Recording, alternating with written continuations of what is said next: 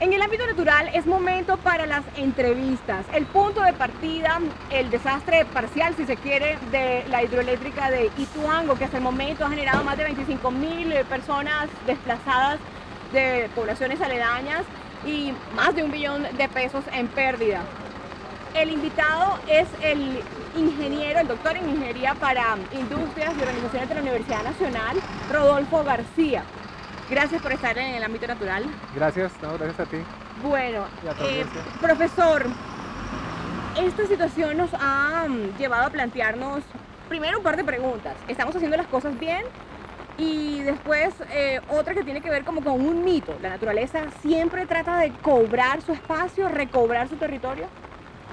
Pues la estamos haciendo bien, pues digamos que la ingeniería siempre está expuesta a retos y tiene que estar mejorando constantemente porque es un mundo dinámico.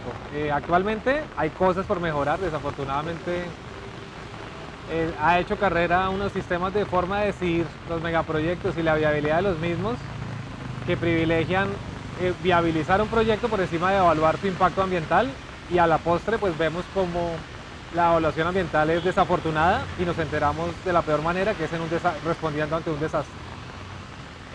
En cuanto a lo de la naturaleza. A la naturaleza y cómo ella, pues claramente no existe hoy un experto en el mundo que en su cabeza tenga claro todo lo que implica el capital natural y pueda comprender todos los fenómenos naturales. De hecho, ese es uno de los fenómenos que genera incertidumbre en cualquier decisión, y desconocerlo pues lo que lleva es simple y llanamente a exponernos a riesgos peores desde el punto de vista ambiental, catástrofes, pérdida de valor ambiental, pérdida de biodiversidad, y es lo que en Colombia sucede habitualmente. En su estudio doctoral, por cierto, muy galardonado, usted plantea que el problema, el quid de pronto de una situación como la de Hidroituango está fundamentado en una carencia a la hora de tomar decisiones para construir esos megaproyectos en situaciones de incertidumbre. ¿A qué se refiere exactamente para que la gente nos entienda?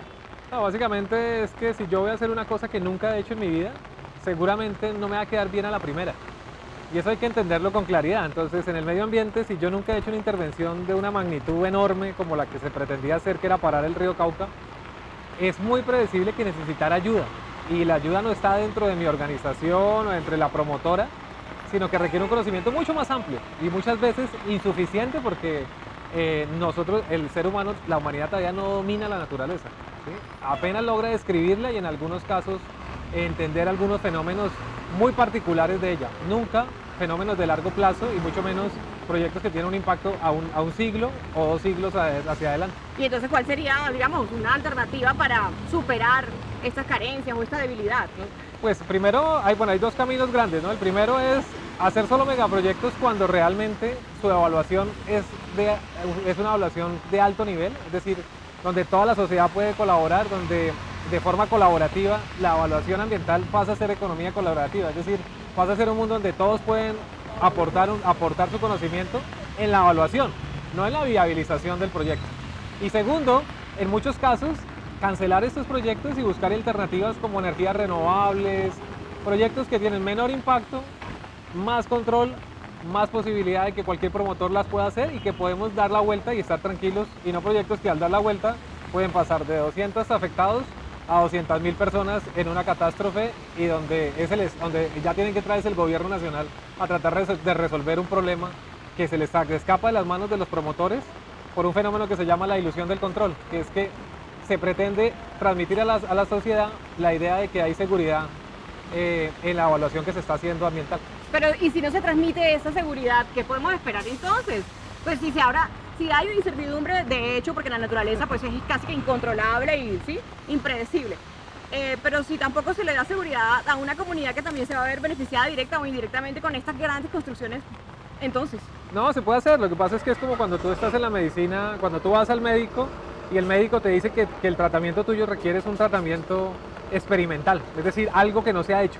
Él te permite hacerlo, claro, y te permite que lo hagas. Él te advierte las consecuencias. Él no te dice que tú no te vas a morir, y un buen médico jamás te va a decir de entrada que te garantiza que este tratamiento te funciona a ti, porque cada ser humano es independiente y cada ecosistema es muy valioso.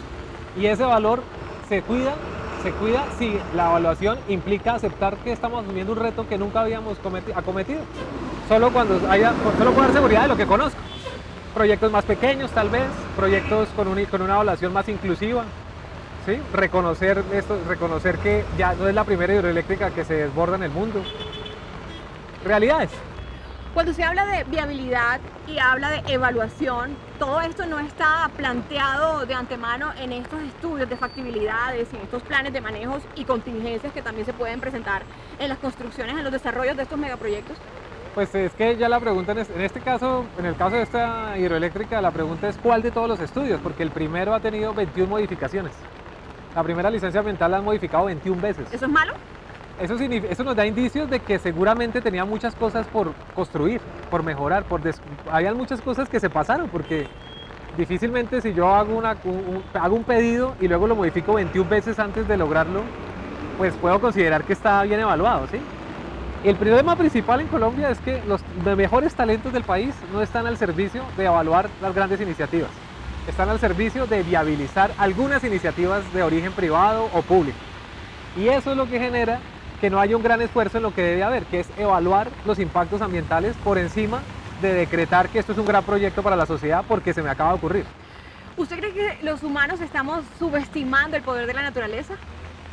Pues yo creo que la institucionalidad colombiana, como lo tiene planteado, permite que se viabilicen proyectos que son muy riesgosos para la sociedad por encima de proyectos que tienen unos mayores niveles de tranquilidad ambiental.